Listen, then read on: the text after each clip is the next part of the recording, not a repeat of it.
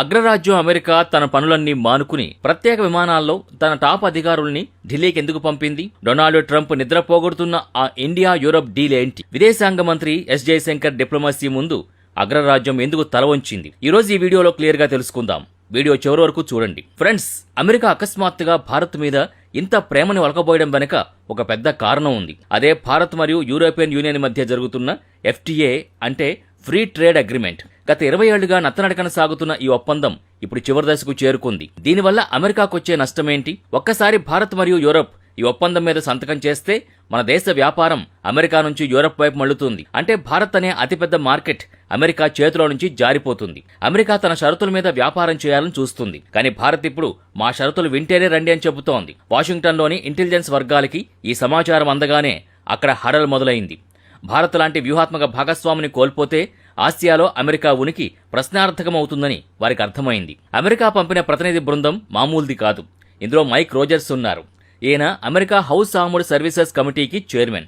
Friends, గమనించండి, America రక్షణ budget, ఆయుధాల తయారీ మరియు విదేశీ సైనిక ఒప్పందాల్ని నియంత్రించే అత్యంత శక్తివంతమైన కమిటీ ఇది. వీరితో పాటు ఆడమ్ స్మిత్ మరియు జెమీ టోనిక్స్ వంటి కీలక నాయకులొచ్చారు. వీరు జయశంకర్ని కలవడానికి ఎందుకు పరిగెత్తుకొచ్చారు? వీరి అసలు టార్గెట్ కేవలం వ్యాపారం కాదు, డిఫెన్స్. భారత్ ఇప్పుడు ఫ్రాన్స్ నుంచి రాఫెల్ విమానాలు, స్కార్పియన్ సబ్మెరైన్లు కొంటోంది. అంటే మన డిఫెన్స్ మార్కెట్ అమెరికా నుంచి యూరప్ వైపు వెళుతోంది. అమెరికా ఆయుధ కంపెనీలకి ఇది మింగుడు పడ్డం లేదు.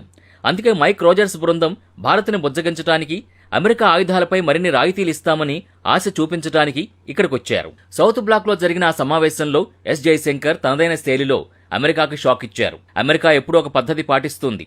మొదట బెదిరించటం, ఆ తర్వాత లొంగదీసుకోవడం. ఉక్రెయిన్ యుద్ధం విషయంలో రష్యాకు వ్యతిరేకంగా మాట్లాడాలని భారత్పై అమెరికా 2 ఏళ్లుగా ఒత్తిడి తెస్తోంది. కానీ జయశంకర్ క్లియర్ గా చెప్పారు, మా విదేశాంగ విధానం మా జాతీయ ప్రయోజనాల మీద ఆధారపడి ఉంటుంది. అమెరికా ప్రతినిధులు ఇండో పసిఫిక్ భద్రత గురించి మాట్లాడితే జయశంకర్ భారత్ యొక్క ఆర్థిక భద్రత గురించి మాట్లాడారు. మీరు మాకు ట్రేడ్ డీల్ ఇవ్వడంలో ఆలస్యం చేస్తే మేము యూరప్ వైపు వెళ్ళక తప్పదు అని భారత్ ఒక గట్టి సంకేతాన్ని పంపింది. ఫ్రెండ్స్, అమెరికాకు భారత్ ఎందుకు అవసరమో తెలుసా? దాని మనుగడ కోసం. ఆసియాలో చైనా అనే డ్రాగన్ ఆగట్లేదు. దక్షిణ చైనా సముద్రంలో చైనా తన ఆధిపత్యాన్ని ప్రదర్శిస్తోంది. చైనాను అడ్డుకోవాలంటే అమెరికాకు భారత్ హెల్ప్ లేకుండా సాధ్యం కాదు. ఒకవేళ భారత్ కనుక అమెరికాకు దూరమైతే ఇండో పసిఫిక్ ప్రాంతంలో అమెరికా పప్పులు ఉడకవు. అందుకే డొనాల్డ్ ట్రంప్ ప్రభుత్వం భారత్ అడిగినవన్నీ ఇవ్వడానికి సిద్ధమవుతోంది. ఇది చైనాకు కూడా ఒక హెచ్చరిక. భారత్ మరియు యూరప్ కలిస్తే అది చైనాకు కూడా ముప్పే. కానీ భారత్ ఇక్కడ ఒక డబుల్ గేమ్ ఆడుతోంది. అటు అమెరికాని, ఇటు యూరప్ని తన వైపు తిప్పుకుని చైనాకు చెక్ పెడుతోంది. మనం కొంచెం హిస్టరీలోకి వెళితే 1971లో భారత్ పాకిస్తాన్ యుద్ధం జరుగుతున్నప్పుడు అమెరికా తన 7th ఫ్లీట్ యుద్ధ నౌకల్ని భారత్ని భయపెట్టడానికి పంపింది. అప్పట్లో అమెరికా మన శత్రువు. కానీ 2026 నాటికి సీన్ రివర్స్ అయింది. అప్పుడు మనల్ని భయపెట్టిన దేశం ఈరోజు మనల్ని బతిమాలుకుంటోంది. దీనికి కారణం భారత్ సాధించిన ఆర్థిక మరియు సైనిక బలం. ఒకప్పుడు ఎస్ట్రాంజ్డ్ డెమోక్రసీగా ఉన్న ఈ 2 దేశాలు ఈరోజు ఇండిస్పెన్సిబుల్ పార్ట్నర్స్గా మారాయి. భారతదేశం ఇప్పుడు నాన్ అలైన్మెంట్ నుంచి మల్టీ అలైన్మెంట్ వైపు వెళ్ళింది. మనం అమెరికాతో క్వాడ్లో ఉన్నాం, రష్యాతో బ్రిక్స్లో ఉన్నాం, ఇప్పుడు యూరప్తో FTA చేసుకుంటున్నాం. ఇదే కొత్త భారత రాజనీతి. మనం ఎవరికీ బానిసలం కాదు, అందరితోనూ స్నేహంగా ఉంటూ మన ప్రయోజనాల్ని కాపాడుకుంటున్నాం. అమెరికా టెక్ దిగ్గజాలు గూగుల్, మెటా, యాపిల్ వంటి సంస్థలకి భారత్ అతిపెద్ద యూజర్ బేస్. భారత్ గనక తన డేటా లోకలైజేషన్ చట్టాల్ని కఠినం చేస్తే అమెరికా ఆర్థిక వ్యవస్థ దెబ్బతింటుంది. అందుకే మార్కో రోజర్స్ బృందం టెక్నాలజీ షేరింగ్ విషయంలో కూడా భారత్ అడిగినట్టే చేయడానికి అంగీకరిస్తోంది. భారత్ ఇప్పుడు కేవలం ఆయుధాలు కొనే దేశం కాదు, ఐఫోన్లు తయారు చేసే దేశం కూడా. చివరిగా ఫ్రెండ్స్, ఈ హై ప్రొఫైల్ మీటింగ్ ఒక విషయాన్ని స్పష్టం చేసింది. ప్రపంచం ఇప్పుడు అమెరికా చుట్టూ తిరగడం లేదు, భారత్ చుట్టూ తిరుగుతోంది. అమెరికా తన అహంకారాన్ని పక్కన పెట్టి భారత్ దగ్గరకు వచ్చింది అంటేనే అర్థం చేసుకోండి మన దేశం ఎంత శక్తిగా ఎదిగిందో. ఎస్ జయశంకర్ టేబుల్ మీద వాషింగ్టన్ వేసిన ఆ ఎత్తుగడల్ని భారత్ చిత్తు చేసింది. మనం యూరప్తో డీల్ చేసుకుంటాం, రష్యా నుంచి చమురు కొంటాం, అమెరికా నుంచి టెక్నాలజీ తీసుకుంటాం. కానీ ప్రతిదీ మన కండిషన్స్ మీదే జరుగుతుంది. ప్రస్తుతం గ్రీన్లాండ్ విషయంలో అమెరికాకు, ఐరోపా దేశాలకు మధ్య తీవ్రమైన విభేదాలు నడుస్తున్నాయి. డొనాల్డ్ ట్రంప్ గ్రీన్లాండ్ని దక్కించుకోవాలని చూస్తుంటే డెన్మార్క్ మరియు ఐరోపా సమాఖ్య దాన్ని తీవ్రంగా వ్యతిరేకిస్తున్నాయి. ఐరోపాకి ఇప్పుడు అమెరికా ఒక భరోసా ఇచ్చే దేశంగా కాకుండా తన స్వార్థం కోసం మిత్ర దేశాలనే ఇబ్బంది పెట్టే అగ్రరాజ్యంగా కనిపిస్తోంది. సరిగ్గా ఇక్కడే భారత్ పాత్ర కీలకంగా మారింది. ఐరోపా దేశాలు ఇప్పుడు అమెరికా అహంకారానికి భయపడి భారత్ వంటి ప్రజాస్వామ్య, నమ్మకమైన దేశం వైపు మొగ్గు చూపుతున్నాయి.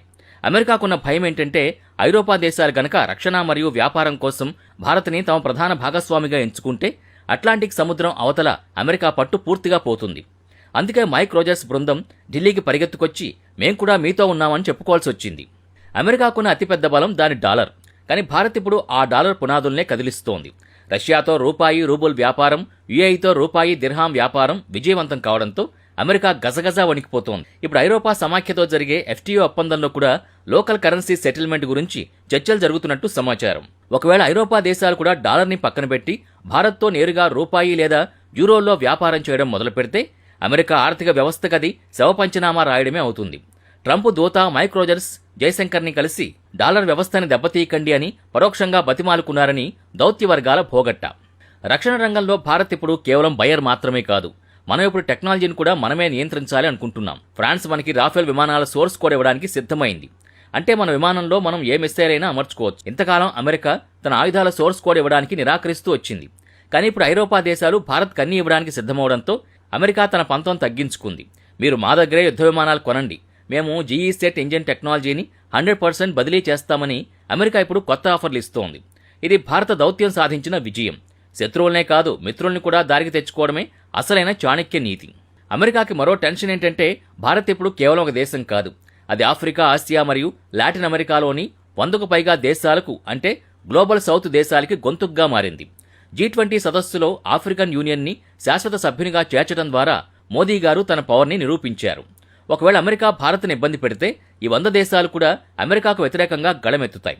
ఈ భౌగోళిక రాజకీయ బలం వల్లే అమెరికా తన అహంకారాన్ని పక్కన పెట్టి ఢిల్లీకి వరుస కడుతోంది. ఒకప్పుడు అమెరికా అనుమతి లేనిదే ఐరోపా భారత్తో మాట్లాడేది కాదు. కానీ ఈరోజు ఐరోపా భారత్ వైపు వస్తుంటే అమెరికా పరిగెత్తుకుంటూ వచ్చి అడ్డుకోవాలని చూస్తోంది. ఈ మొత్తం వీడియో మనకు ఒకే విషయాన్ని స్పష్టం చేస్తోంది. 21వ శతాబ్దం భారతదేశానిదే. మనం ఇప్పుడు అగ్రరాజ్యాల మధ్య నలిగిపోయే దేశం కాదు, అగ్రరాజ్యాలకే దారి చూపే స్థాయికి ఎదిగాం. వాషింగ్టన్ వణికినా, బీజింగ్ కుట్రలు చేసినా భారత్ తన మార్గాన్ని తనే నిర్మించుకుంటుంది. భారత్ ఇప్పుడు కేవలం ఆయుధాలను కొనుగోలు చేసే మార్కెట్ మాత్రమే కాదు, అది ఒక గ్లోబల్ డిఫెన్స్ హబ్గా మారుతోంది. ఐరోపాకు చెందిన ఫ్రాన్స్ మరియు స్పెయిన్ వంటి దేశాలు ఇప్పటికే భారత్లో తమ కర్మాగారాల్ని ఏర్పాటు చేస్తున్నాయి. ముఖ్యంగా వడోదరాలో టాటా మరియు ఎయిర్ బస్ కలిసి యుద్ధ విమానాలు తయారు చేయడం అమెరికా రక్షణ రంగానికి గట్టి షాక్ ఇచ్చింది. ఇన్నాళ్లు తన టెక్నాలజీని రహస్యంగా ఉంచిన అమెరికా ఇప్పుడు గత్యంతరం లేక మనకు అత్యంత కీలకమైన జెట్ ఇంజిన్ టెక్నాలజీని కూడా ఇవ్వడానికి ముందుకొస్తోంది. మైక్ రోజర్స్ బృందం ఢిల్లీకి వచ్చి జయశంకర్ని ప్రసన్నం చేసుకోవాలని చూడడం వెనుకున్న అసలు ఉద్దేశం ఇదే. భారత రక్షణ మార్కెట్ తమ చేతుల్లో నుంచి జారిపోకూడదని వారు తాపత్రయపడుతున్నారు. ప్రపంచ చరిత్రలో ఎప్పుడూ లేని విధంగా భారత్ ఇప్పుడు అన్ని వైపుల నుంచి మద్దతుని కూడగట్టుకుంటోంది. అమెరికా ఒత్తిడున్నా రష్యాతో స్నేహం కొనసాగిస్తూనే ఐరోపాతో భారీ ఒప్పందాలు చేసుకుంటోంది. మన దేశం తీసుకుంటున్న డేరింగ్ స్టెప్స్ భవిష్యత్తులో గ్లోబల్ పొలిటికల్ రూట్ని మార్చబోతున్నాయి. మనం ఇప్పుడు ఎవరి సైగలతోనూ నడిచే దేశం కాదు, ప్రపంచాన్నే మన వైపు తిప్పుకునే శక్తి. మరి మీకేమనిపిస్తోంది? భారత్ తీసుకుంటున్న ఈ నిర్ణయాలు సరైనవేనా? అమెరికాని మనం నమ్మచ్చా, లేక యూరప్తోనే మన బంధం బలంగా ఉండాలా? మీ అభిప్రాయాల్ని కామెంట్ బాక్సులో తప్పకుండా తెలియచేయండి. మీ ప్రతి కామెంట్ మాకు చాలా ముఖ్యం. వందే మాతరం. జై హింద్, జై భారత్.